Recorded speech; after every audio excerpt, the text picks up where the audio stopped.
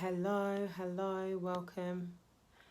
Let me just add in pinned comment and I shall get started. How's everyone doing? I'm not going to wait for people to join me live. I'm just going to share the content. So if you do join me throughout the broadcast, welcome. My name is Shami Walters. I'm a mom, I'm a parent, educator, a night nanny and a sleep coach. And I come live, or I've been coming live every day for the last 3 days as part of the Sleep Deprived Mums Baby Sleep Extravaganza. And today is day 3. And today we are talking about, or I am talking about, overtiredness. So as you come into the broadcast, please do let me know that you can see and hear me. And if you have any questions for me, whether you're watching this live or in the replay, please do feel free to leave comments anyway. I will get the notifications so I can answer any questions that you have. Hi Amrit, welcome. Thank you for joining me. Glad that you're here.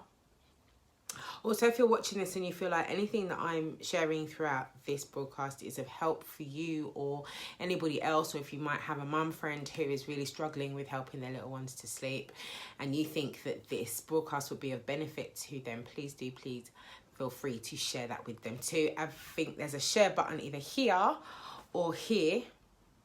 Somewhere there I can't point to it, and you can share it with your friends on your wall. So today we are going to talk about overtiredness.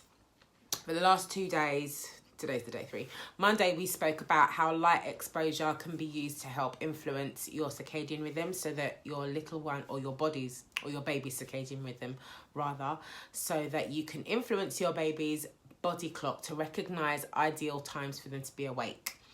And in order to do that, you need to be regularly and consistently waking your little ones at approximately the same time every day. And then yesterday we spoke about how you can influence your little one's circadian rhythm, their body rhythms, their body clock, to recognize that it's nighttime, and how you can use darkness to help with onset of melatonin production, melatonin being the hormone that encourages sleep, and in regularly and consistently ending your child's day at the same time and in the same way with a regular and predictable bedtime routine. You can influence your little one's body clock to be ready to sleep at regular times during the day, during the night rather. I also talked yesterday about nighttime modes of behaviour as well, and why it was important to have a very low vibe or low energy levels when dealing with your little ones overnight. I often say sometimes it's best to be non-verbal and to be responsive and nurturing and comforting using body language and other means rather than using verbal cues. Reason for that being is because the tips that I've been sharing with you over the last couple of days are ways that you can influence the circadian rhythm.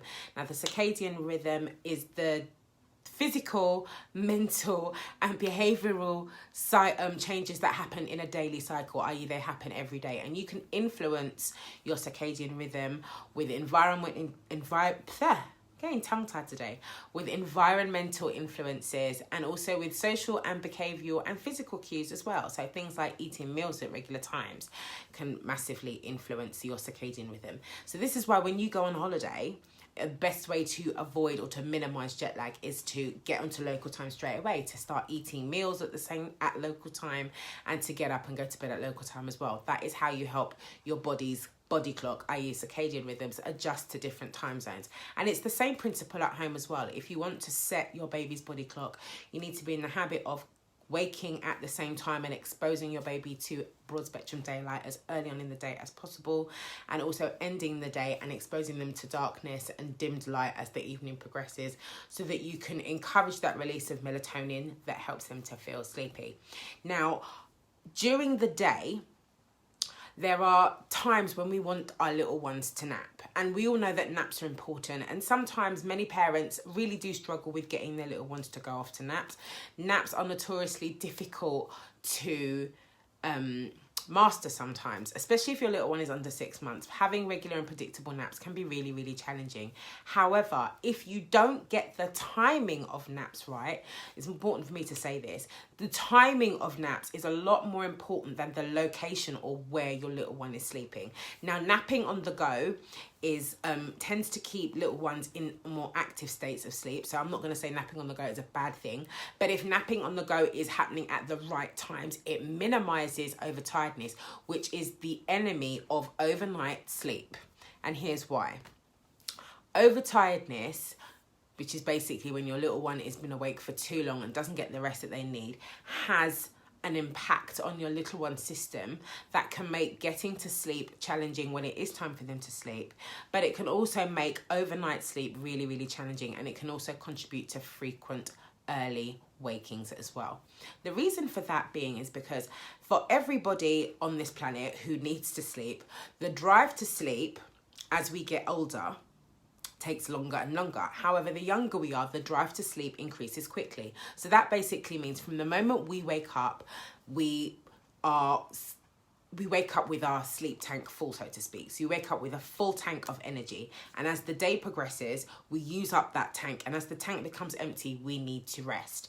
Now, when you're an adult, that tank is quite full of the day, and it takes quite a long time for that tank to be empty, i.e. we can go all day and then get to the end of the day without actually needing any sleep. Our sleep tank stays full, and the drive to sleep builds quite slowly. However, when you're young, that sleep tank can empty quite quickly, and you often need to sleep quite quickly as well. I often find with our little ones, the younger they are, they actually get quite tired quite quickly after waking. So this is why sometimes newborns can be awake for literally half an hour before they need to sleep again.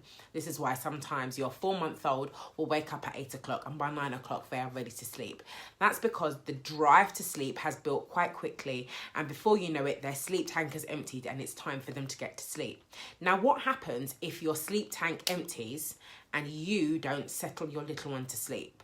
Well, what happens is basically your body, or your baby's body, sends a message to the body to say, we've been awake too long. We need to now do things to help the body cope with being awake longer than it should have done. So basically the body understands or sends message to the brain that says, we are stressed. We need you to help us cope with being stressed. So what happens is the body releases adrenaline and cortisol to help your baby's body cope with being awake for longer than it should have been. Now, as you can imagine, cortisol is the stress hormone, which is also released when we're exposed to light. So we do need cortisol, but when cortisol is released at the right time, it's helpful. However, when cortisol is released in a response to stress, i.e. staying awake longer than we should have, it can actually have a negative impact in that while it has a job to do, i.e. it's there to give energy to the body, it sends energy to the heart, the lungs, and all the important functions that we need just to make sure that those things keep functioning while we're in our stressed state.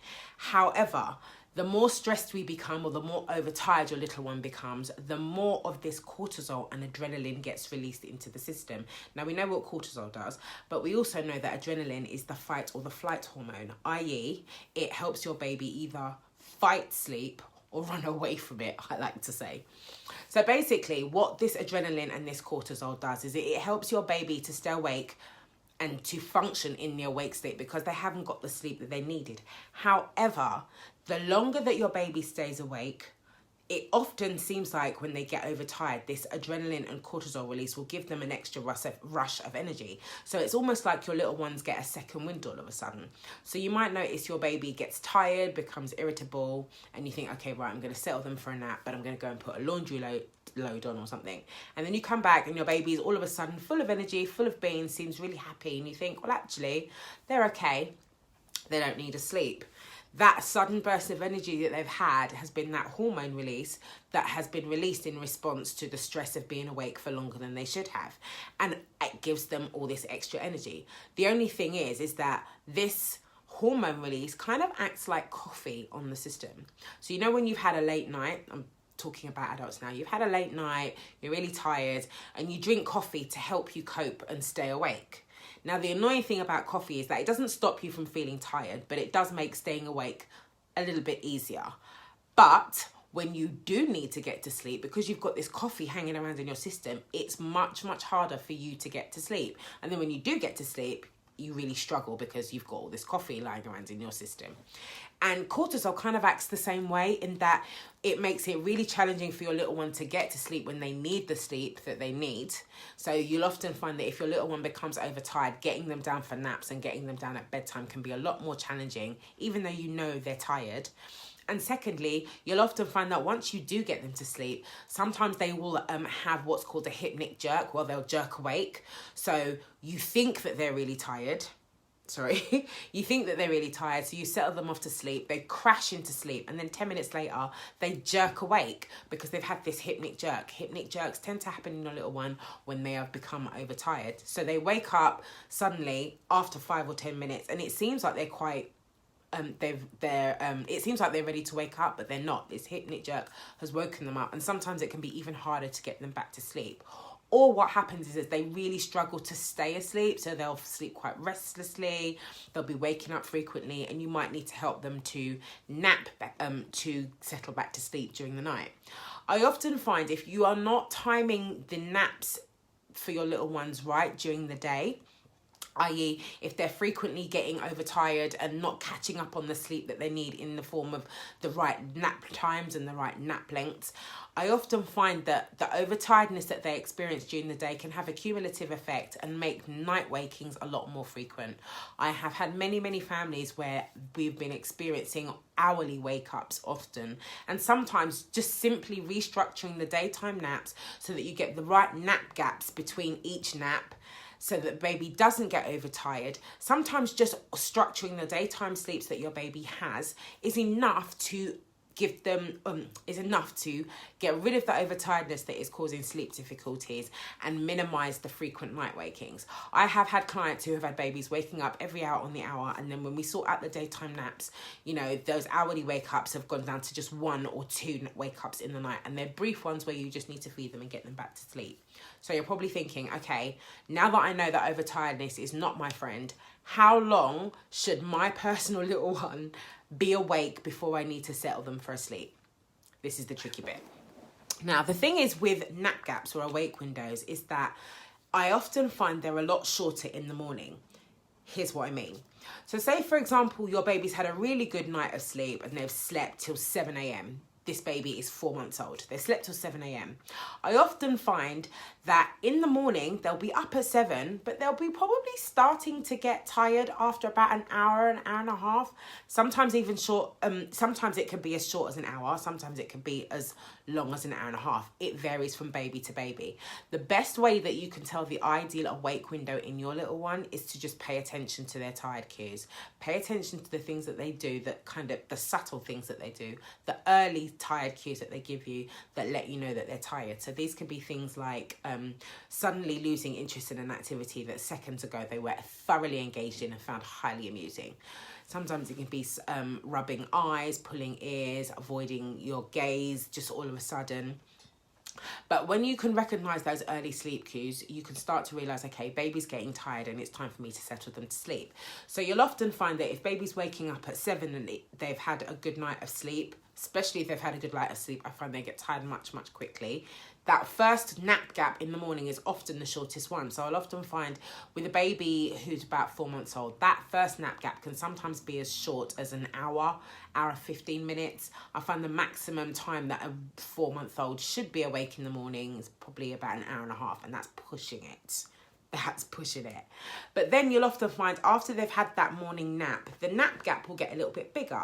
So whereas in the morning the nap gap was short, it might have been an hour and 15 minutes, 90 minutes max, you might find the next nap gap is maybe 2 hours. So what I've done is I've created a chart to help you. If you want to get access to it, you're going to have to join the group to get it. It's posted in the group right now. And this gives you the average nap gaps according to your baby's age and stage of development. So if you've got a newborn, it will give you the nap gap for a newborn. If you've got a 9-month-old, it will give you the ideal nap gap.